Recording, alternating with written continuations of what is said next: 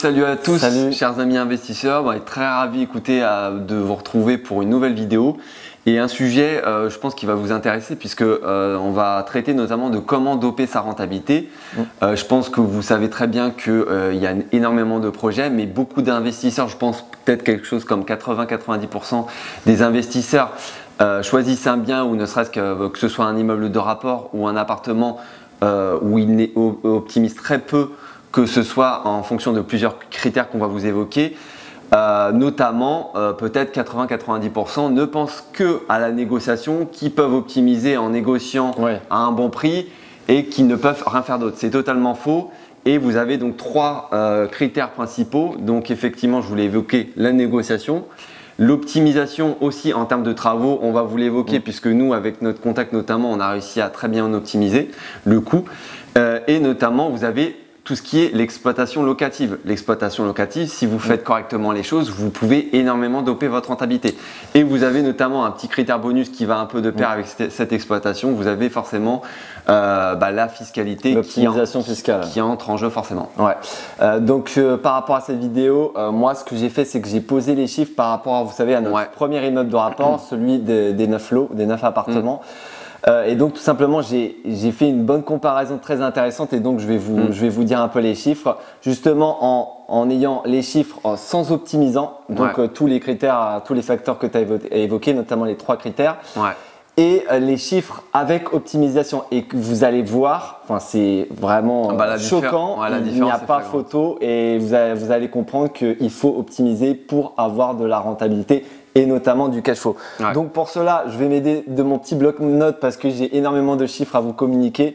Donc c'est impossible de savoir tout de tête et auquel cas j'aurais dû faire pas mal de coupures. Donc voilà, je vais vraiment, exemple concret pour notre premier immeuble de rapport, tout simplement. Donc sans optimisant, je vais vous dire un peu les chiffres. Donc tout simplement pour le prix d'acquisition, donc par rapport à la négo, donc là effectivement on n'aurait pas fait de négo. Donc le prix d'achat qui a été fixé, enfin qui a été affiché quand on a découvert ce bien, il était à 250 000 €. Et on avait fait une très bonne négociation. Voilà, on va y venir. Tu dis tout. Oui, mais il faut quand même le dire. Et donc voilà, on n'aurait pas négocié. Le prix d'achat aurait été de 250 000 €. Donc voilà, premier point.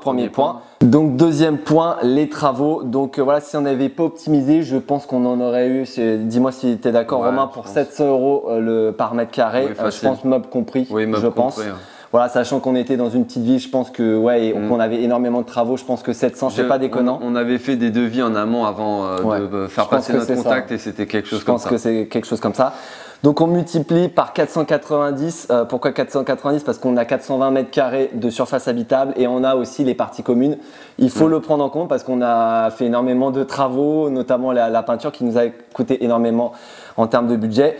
Donc voilà, ça nous fait tout simplement un budget travaux de 343 000 €. Donc c'est quand même conséquent. C'est quand même conséquent. Donc ce qui fait un prix total, donc vraiment le coût de revient de l'opération de 205. Donc vous prenez 250 000 € le prix d'achat. Évidemment, il y a les frais de notaire qui s'élèvent, donc 8%, ça fait 20 000 €. Vous additionnez les travaux, donc je répète 343 000 €, ça fait un total de 613 000 €. Vraiment le coût de revient total de l'opération. Donc c'est quand même conséquent, ça fait plus d'un demi-million d'euros. Donc voilà, sans optimisation, je le répète. Donc voilà, on passe au troisième facteur que tu as évoqué en introduction Romain, c'est tout simplement le type d'exploitation. Donc là, tout simplement, on va faire en sorte de passer tous nos appartements en meublé classique.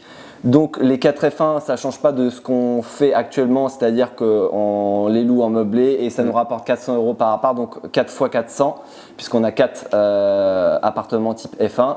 Le studio, 300 €, pareil, ça ne change pas, exploitation en meublé classique. Le F5, là je pense qu'on en aurait tiré, dis-moi si tu es d'accord, je pense 700 €. Voire même peut-être moins, mais on va être optimiste. 700 €, on va rester optimiste. Voilà pour le F3 rez-de-chaussée qu'on exploite en location courte durée, on va y revenir. Je pense qu'on en aurait tiré 480 maximum parce qu'en fait il y a une chambre borne si vous vous rappelez. Donc voilà. Et les deux F3 en haut, le premier à gauche je pense 550, de toute façon c'est ce qu'on exploite actuellement, et 570 pour celui de droite. Ce qui nous fait un total de 4 200 € par mois de tout simplement de loyer hors charge. Voilà. Et du coup, ce qui nous donne une rentabilité brute, donc pareil, tout ce qui est calcul un peu dans le détail, je vous mettrai tout ça en bas. Ce qui nous fait une rentabilité brute de 8,22%. Donc voilà, sans optimisant les trois critères qu'on vous a évoqués. Enfin non, là on parle juste. Et en plus, c'est une rentabilité brute. Tout à fait, donc c'est une rentabilité brute, donc ce qui veut dire qu'on aurait tout juste fait de l'autofinancement en ayant investi plus de 600 000 euros. Enfin, vous comprenez vite que là, ça n'aurait pas du tout été une très très bonne affaire.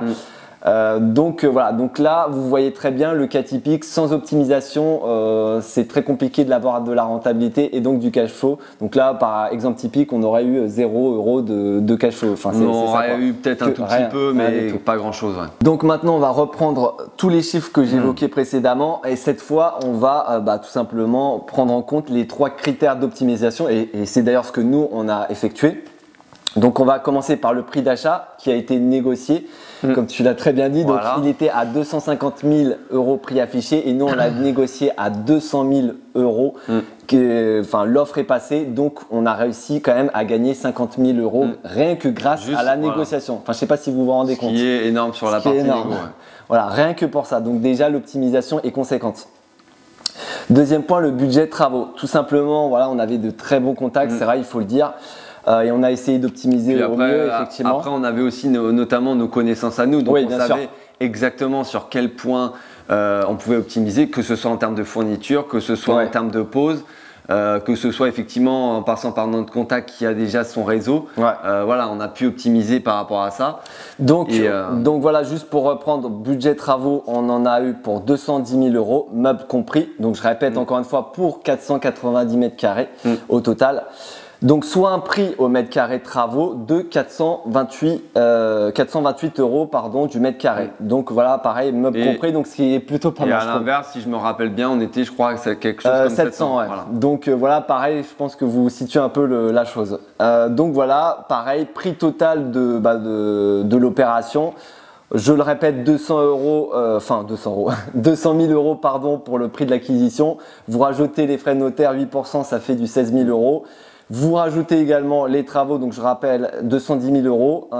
Avec les meubles, Voilà, avec les meubles compris. Donc on est à un total de 426 000 euros de coût total d'opération. Donc pareil, la différence est énorme. Ça fait une différence de 187 000 euros. Voilà. Et là, on ne parle pas encore de l'optimisation de l'exploitation.